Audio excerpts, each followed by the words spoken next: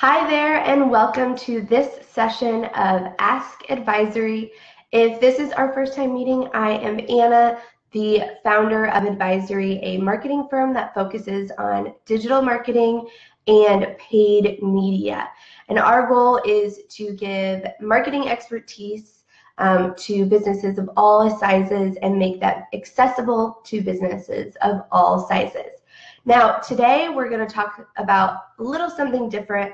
A lot of times we're talking about Facebook and Instagram ads because those are such great tools for every size business, whether you're a solopreneur, you own a small business, a medium business, and even large corporations use them. So it's a really powerful tool that we talk about a lot here on Ask Advisory. Also, Ask Advisory happens every Tuesday and Thursday at 7 a.m. Central Standard Time. And like I said, we go over Facebook and Instagram ads a lot, but we also talk about other marketing and business tips as well. Just a reminder, we have a new free guide out. It's 5 ways to improve your Facebook and Instagram ads. So make sure you grab it. For those who are on Facebook, it is in the comments in the description, and for those on Instagram, just click on our profile and you will find it there. All right, so today we are going to talk about SEO versus SEM. So nothing to do with Facebook and Instagram ads, but still something really important for anyone who has a business and anyone who is selling a product or service, okay? So SEO and SEM get confused a lot, right? They're like, I don't understand, it all has to deal with search. Yes, that's right, but SEO stands for Search Engine Optimization, and SEM stands for Search Engine Marketing. Now, SEO, Search Engine Optimization, is what you do to your website and your strategy for your website and your content that helps you move up rankings in search results organically, so not paid. SEM, search engine marketing, are the things that you're doing from a paid strategy standpoint to get into the top of the search paid ads when people are Googling or searching for something. Now, most people, when you're thinking about search, you think Google, which you should. And if you've never done anything with search marketing before, that's the first place you should start because it's where the majority of people are searching. But of course, you also have like things like Bing and Yahoo. But as a business, I would say the #1 priority is for you to be using some sort of strategy for Google. Now, today I'm going to talk about 3 ways that you can increase your organic strategy and how to improve your SEO side of your business and your website, and then 3 strategies on how to have better search ads and pay less for them, okay? So let's start with search engine optimization. Again, this is what are you doing on your website so that you continue to move up in the search results organically. Now, the first thing that you want to make sure that you do is that your page is fast.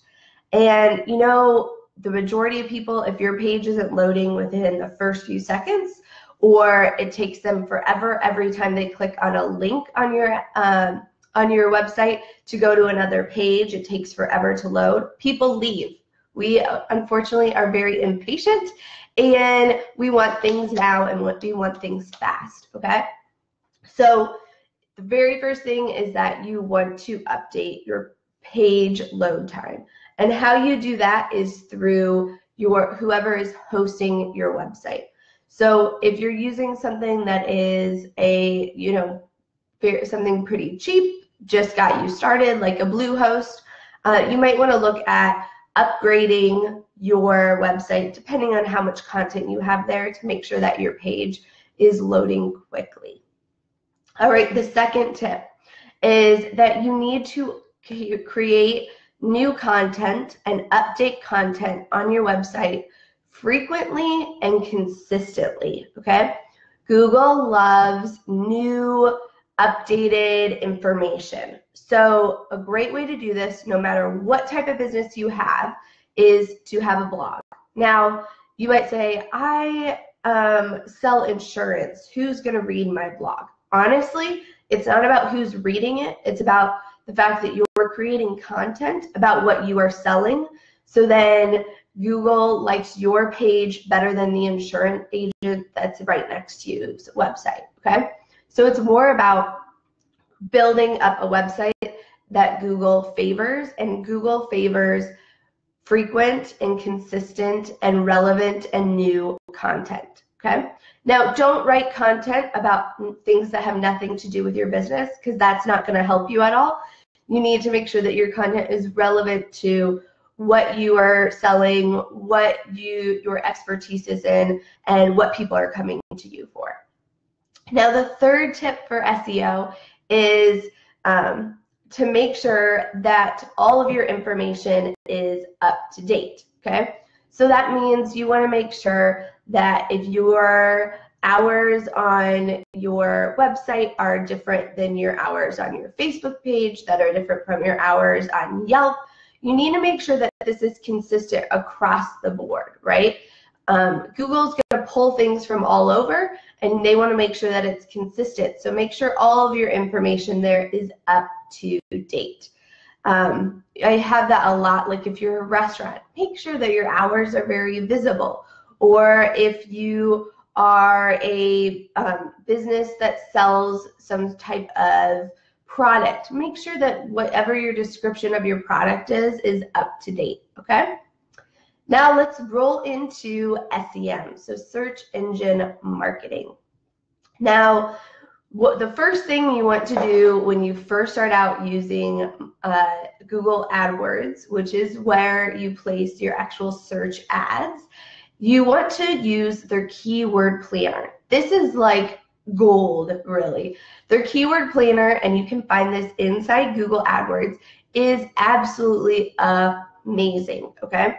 You can see how many people in your area are searching for certain keywords over the past year and what the average search is per month, right? So that will really help you say, if only 15 people are searching for Facebook ad experts in where I live each month, you know, I don't need to spend a lot of money on that because there's just not the volume there, okay?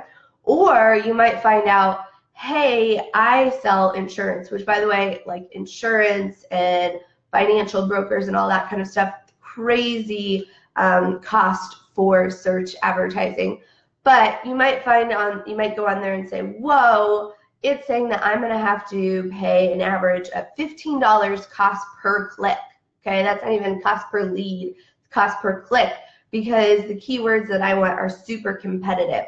So maybe I don't want to focus on search and I want to use my advertising dollars elsewhere. So the very first thing that you want to do when you start search engine marketing and running Google AdWords ads on search, you want to go into the keyword planner and just play around to see what is the average cost per click, what is how many people are searching for this, and to get more ideas of what other keywords that you haven't thought of.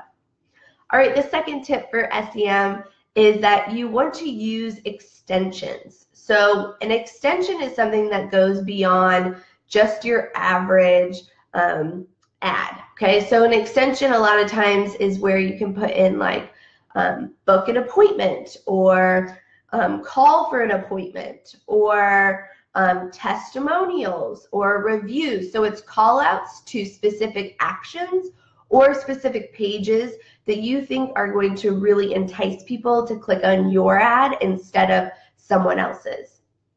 All right, the third tip for SEM today is that you want to use multiple ad groups, okay? So let's say, I don't know why, apparently I love the insurance example today, but let's say you sell insurance, okay?